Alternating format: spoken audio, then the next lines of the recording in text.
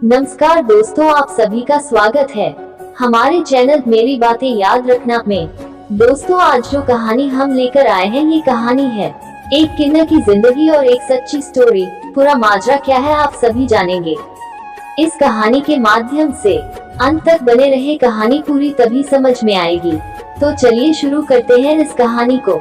यह एक real story है एक किन्नर की, जिसे हम हिजड़ा खिजड़ा कहते हैं। उससे एक दिन मुलाकात हुई। किन्नर था वो। मैंने उससे उसका नाम पूछा और उसने अपना नाम हेमा बताया। मैंने उससे पूछा कैसे हुआ ये सब, कैसे बने तुम किन्नर? तो उसने मेरी तरफ एक अजीब निगाह से देखा और कहा कैसे बने मतलब? वो जो ऊपर वाला बनाकर भेजा मैं वही हूँ, लेकिन बहुत दर्द भरा जीवन है ये। ना मर सकती हूँ, ना जी सकती हूँ। ये जीवन भी कोई जीवन है। सभी घृणा की दृष्टि से देखते हैं। कहीं से गुजरो तो कहते हैं हिजड़ा जा रहा है। मैंने पूछा तुम्हारा जन्म कहाँ हुआ था? तुम्हारे माँ बाप, मेरा मतलब तुम्हारा बैकग्राउंड। उसने एक लंबी सांस लिया और उदास होकर अपनी स्टोरी बताने लगी। ये तो नहीं बता सकती कि मैं कहाँ से हूँ और बताना भी नहीं चाहती।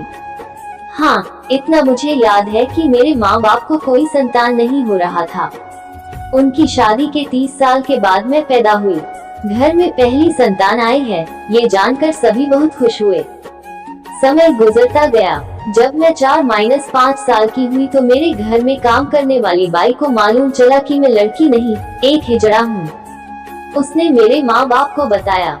मेरे माँ बाप ने जब सुना तो उनके होश उड़ गए। फिर भी माँ तो माँ होती है। मेरे माँ बाप ने निर्णय लिया कि हम अपनी संतान को पालेंगे पोसेंगे।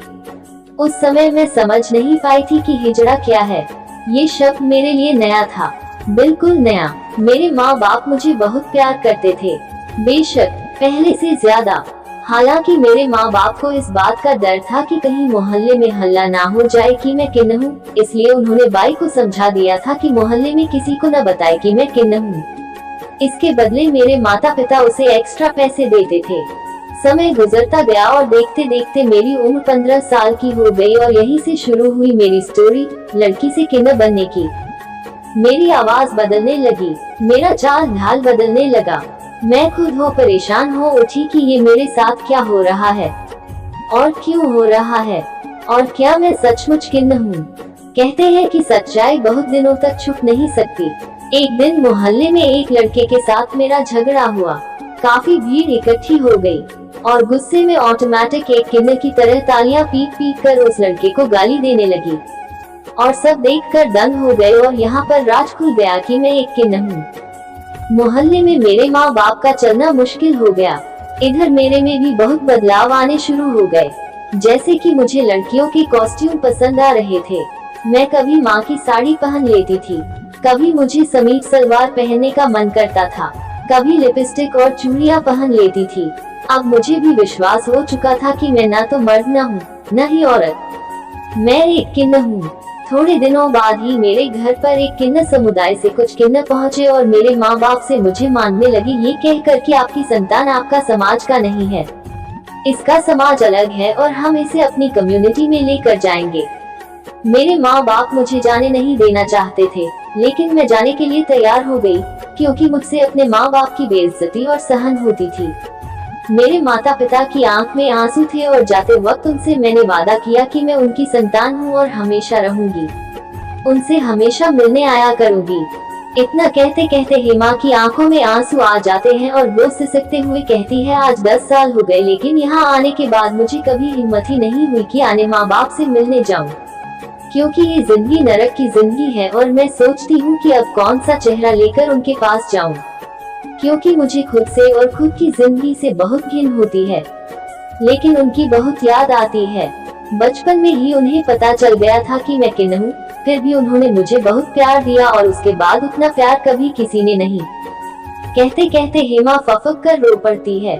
मेरी आंखों में आंसू आ गए थे। मैंने हेमा के कंधे पर हाथ रखा और सांत्वना देते हुए कहा, हेमा, जो तकदीर में लिखा होता है वही होता है और वही मिलता है। शायद भगवान को यही मंजूर था, पर तुम बहुत खुशनसीब हो कि तुम्हारे माँ बाप ने सच जानने के बाद भी इतना प्यार दिया था, और बहुत साहसी भी हो कि अपने माँ बाप की इज्जत के लिए तुमने अपना रास्ता चुना। हेमा अपने आँख के आंसुओं को पोंछते हुए कहती है, घिन आता है मुझे इस समाज पर और समाज के लोगों पर। हम किन्ने हैं, मगर हम भी तो किसी के संतान हैं। हिजड़ा से नफरत है, लेकिन हिजड़े का आशीर्वाद लेने के लिए लोग दौड़े चले आते हैं। हम भगवान से यही दुआ करते हैं कि कभी किसी को हिजड़ा मत बनाना, क्योंकि यह जिंदगी बहुत दर्द देती है।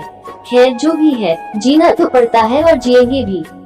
पहली बार अपनी कहानी किसी को बताई हूँ, अच्छा लगा, थोड़ा जी हल्का हो गया।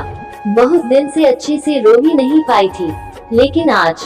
फिर अचानक हेमा वहाँ से जाते हुए कहती है, मुझे जरूरी काम है, जाना होगा, और बाय कहकर वहाँ से चली जाती है। मैं वही खड़ा स्तब्ध और खामोश हेमा को जाते हुए देख था।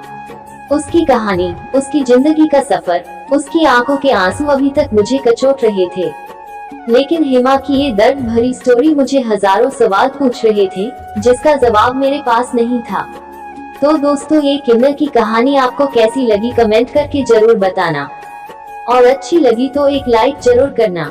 अगर चैनल पर नए मेहमान बनकर आए हैं तो चैनल को सब्सक्राइब जरूर कर लेना। धन्यवाद।